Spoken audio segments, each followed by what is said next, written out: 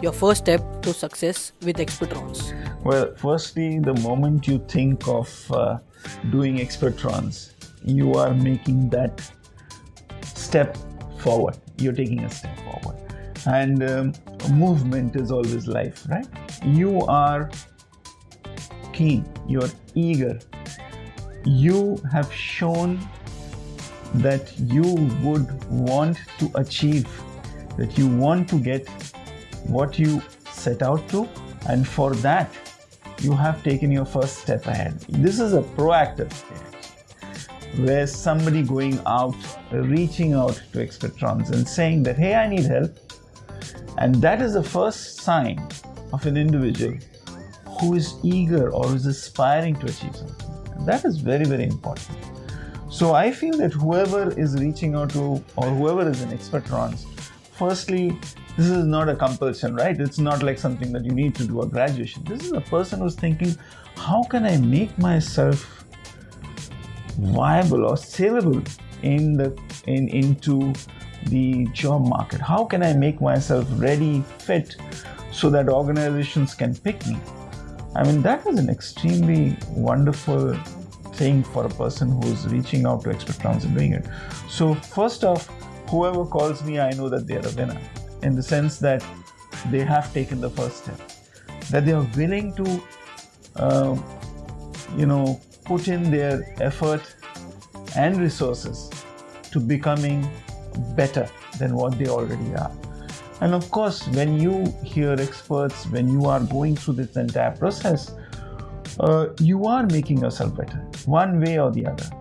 You are hearing from people, you are getting feedback about yourself, and that is a huge, huge thing. And so that's why whenever people call me, I know that they are actually doing a wonderful thing, in the sense that they are winners already because they've taken the first step. And that first step, proactive step, is very, very important, because that conversation of 30 minutes is very, very important with me. I need to understand, with your emotions, with your pauses, everything that you're going through when you're asking me that, so that I can deliver the best message that is there, the best solution that is there for you, so that you can crack that interview.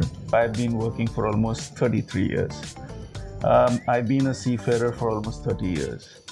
That involved active sailing for almost 17 years. And then I was heading a very huge department, an HR department in a shipping company, and one of the largest shipping companies here in India. There was a time that I was in charge of training a lot of cadets, and we ran one of the biggest training courses in the country. I must have interviewed around 10,000 plus boys. There were things which were very common. There was an undercurrent. None of the kids were prepared. They were never prepared for an interview. For them, this was like a deer in headlights. They didn't know what hit them. Know the course before getting started. So first is for you to recognize whether you are in the course that you are actually interested in doing. If you are not, then you need to sit down and you need to think what makes you happy. You could be in one of the top-notch colleges doing an engineering, or you could be doing medical, but you could realize at one point of time that you are better at something else. You need to take that call as soon as possible. So if you are that kind who really doesn't know what they want, you should sit back, think out that what makes you happy, and then start taking your course correction. No matter, even if you lose that time, it's better to do it right at the beginning rather than doing it later on, because then that's where you start getting miserable and then it starts becoming a little bit difficult. How Expertrons is bridging the career gaps. I know that what Expertrons is trying to do is actually meet that gap, and that is very important. Somebody giving out a service, especially looking at this particular niche sector of preparing people to go for an interview, to prepare themselves to go out in the world and do well, I think that is that is priceless. And I don't think that it is only for interviews. It is also for many things. It gives you that confidence. Primarily, you could be somebody who would want to work under somebody. You could be an entrepreneur. If you would want to go and sell your wares, if you want to go and sell your services, if you want to go and give out an idea, if you want to present yourself, that personality development is going to be extremely important. And clarity of thought, how to present to people, that confidence, the body language that is needed is going to be very, very important. When your personality reflects on your profession. I'm a people person, so I can talk. I can empathize. I always tell anybody going into HR, you need to empathize. Empathy is one of the most important aspects in the domain that I'm in. But at the same time, you can't be a bleeding heart, right? So there is a very fine balance that you need to have in mind. Which qualities do companies prefer in a candidate? As an entrepreneur now, I would like to see somebody who walks into my office if I'm taking an interview is of people who have got a lot of energy, what new that they're going to get into my organization and how they're going to take my organization ahead.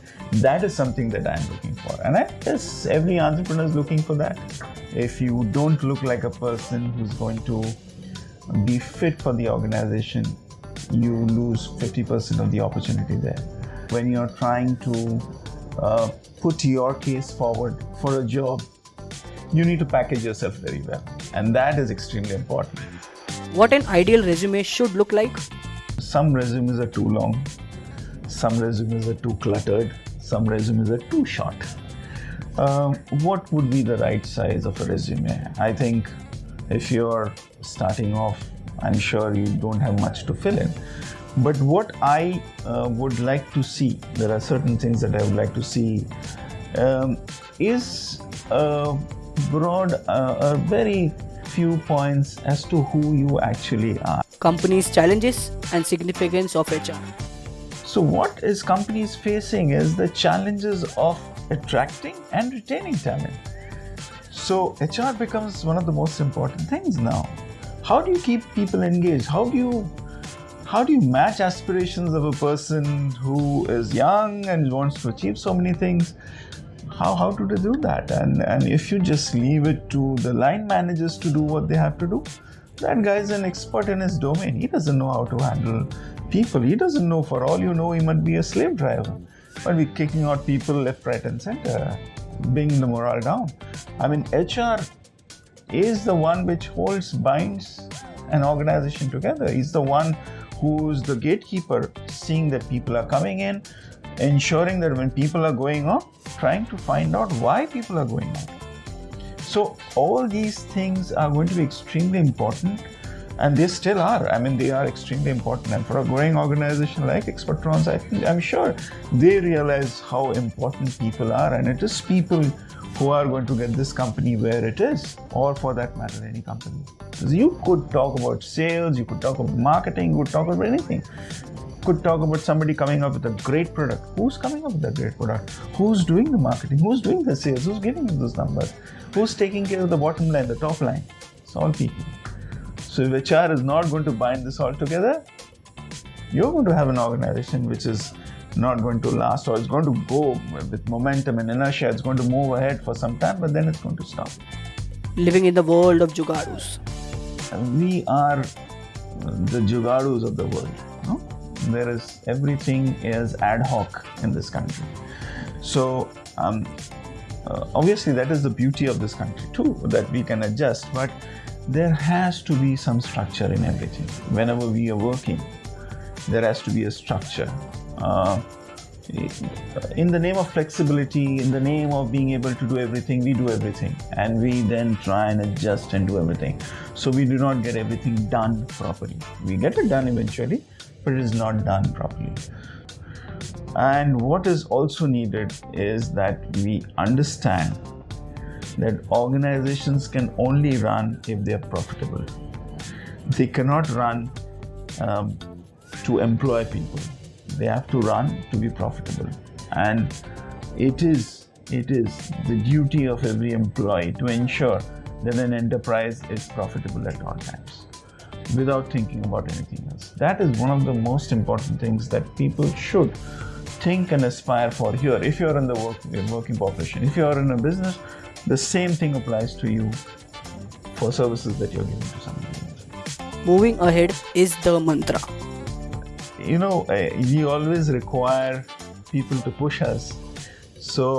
I always admire the bus conductors who keep on saying Pudhe Chala in their own imitable style. So this is what Expertrons is actually doing. It's actually saying Pudhe Chala to all the young people out here in this country, telling them, move ahead in life, move ahead in the way where you can actually hold your head high. When you educate someone with your experience, you are bringing them to your class. You are bringing them up and you're telling them that, hey, this is something that you can achieve what I have done. So that is something I feel all experts should look at. Mentorship and the importance of a mentor. So mentorship was always very important. There was always a time that I felt that I should have had a mentor. I wouldn't say that I did not feel that. I did feel that. The problem with a mentor is that people who would like to mentor or who love to mentor or people that you would want to go and look up to mentor forget that when you are 2022, your knowledge is only X. Whereas when a mentor comes in, the knowledge of that mentor is X plus the number of years that he has spent there.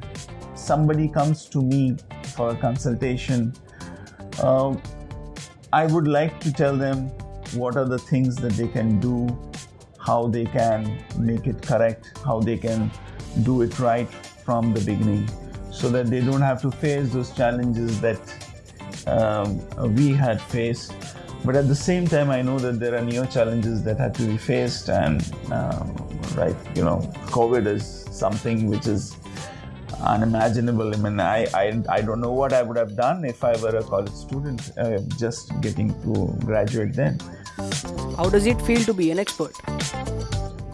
Yeah, it's quite nice actually when you can help people, and rather, it's always very gratifying to see people who are eager to listen to you or who actually would want to get your advice. In fact, there was this wonderful chat that I had with this lady. I unfortunately do not recall her name, but she was in the mid of she had spent 10 years in HR, and she was wondering which ones to continue, which path to take.